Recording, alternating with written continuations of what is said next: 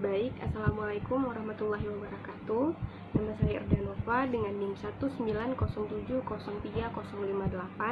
Pada kesempatan kali ini saya akan memenuhi tugas dari Bapak Ilham Zulfahmi MSI terkait UAS mata kuliah pengelolaan sumber daya pesisir. Soal yang pertama, apakah perbedaan antara ekosistem rawa dan juga ekosistem waduk? Jawabannya adalah perbedaan antara ekosistem rawa dan ekosistem waduk.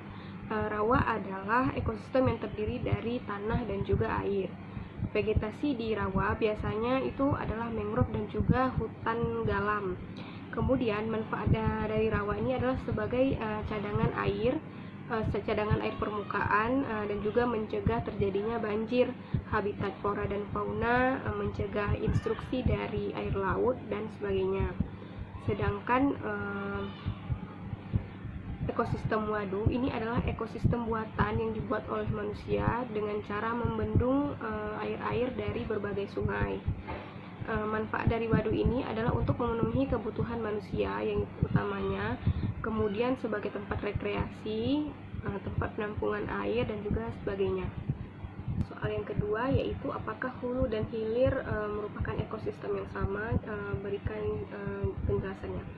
Nah, jadi menurut saya hulu dan hilir merupakan satu ekosistem yang sama, yaitu berasal dari ekosistem hutan. Nah, jadi perlu kita ketahui bahwa bagian dari sungai itu ada tiga, yaitu hulu, bagian tengah dan juga hilir.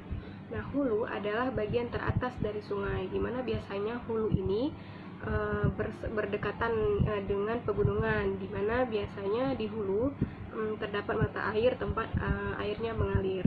Kemudian bagian tengah dan terakhir bagian hilir.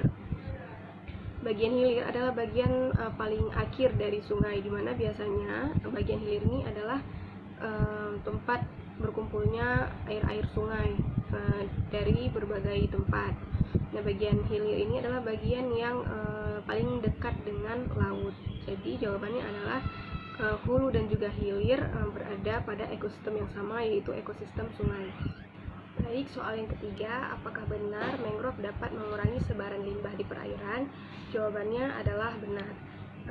Biasanya jika tempat yang ada mangrove-nya, perairan itu lebih bersih, lebih jernih. Biasanya sampah-sampah yang terbawa di perairan akan menyangkut di mangrove tersebut sehingga tidak mengotori perairan. Selain itu, mangrove ini berfungsi untuk mencegah abrasi dari pantai, dan juga biasanya daerah yang ada mangrove-nya itu airnya lebih jernih. Hal ini diakibatkan oleh air laut ini bersebelahan langsung dengan tanah, sehingga air laut yang pasang dan surut menyebabkan tanah ikut terbawa dan air di sekitar menjadi lebih keruh. Dengan adanya mangrove, tanah yang berada di dekat mangrove tersebut akan lebih padat, sehingga air di daerah tersebut menjadi lebih jernih. Baik, soal yang ketiga, apa dampak pencemaran limbah organik terhadap ekosistem di perairan? Jawabannya adalah limbah organik yang dapat menyebabkan peningkatan mikroorganisme ataupun kesuburan dari tanaman air, sehingga menghambat masuknya cahaya matahari ke dalam air. Hal ini menyebabkan kurangnya oksigen di dalam air, kemudian dapat mengganggu keseimbangan ekosistem di dalamnya.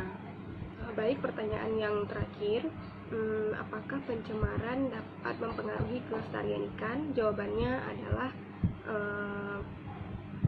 adalah pencemaran air dapat mempengaruhi kelestarian ikan. Seperti yang kita tahu bahwa ikan menghabiskan hidupnya di perairan.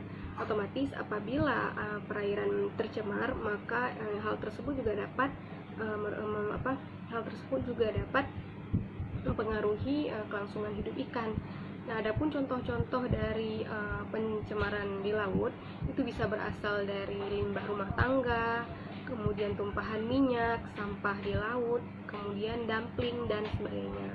Nah, jadi apabila limbah-limbah tersebut bercampur dengan air di laut atau air di perairan, maka hal tersebut pasti akan mempengaruhi kualitas air, baik itu pH-nya, oksigen yang ada di dalamnya, kemudian salinitas airnya dan sebagainya. Nah, contohnya misalnya salinitasnya menjadi terganggu, salinitas air laut yang semakin meningkat itu membawa dampak yang sangat buruk bagi ikan di perairan, sehingga menyebabkan ikan menjadi banyak yang mati dan ekosistem di perairan tersebut menjadi terganggu. Baik, sekian pemaparan tugas UAS dari saya. Lebih dan kurang saya mohon maaf. Assalamualaikum warahmatullahi wabarakatuh.